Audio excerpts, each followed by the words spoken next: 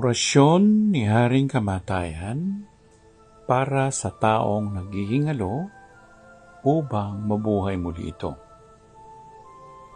Isulat ang orasyong nandirito sa malinis na papel at lahat ay capital letters at gumamit ng pulang ballpen. Sunugin ito. Tapos ilagay ang pinagsunugan sa tubig at ipainom sa taong naghihingalo.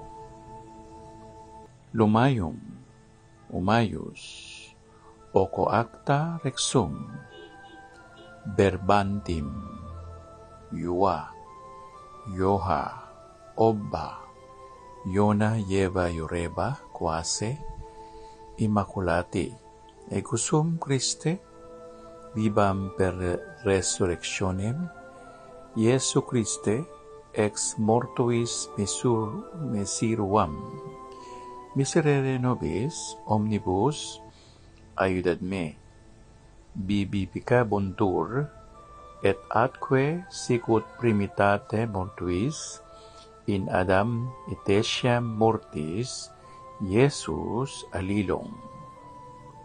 Pakaingatan lamang dahil mayroong kapahamakan kapag nagkamali ka. Kung hindi, siguraduhin mo na ang tao ay talagang naghihingalo na. At huwag mo itong gawing biro. Magagalit sa atin si Haring Kamatayan. Mananagot tayo.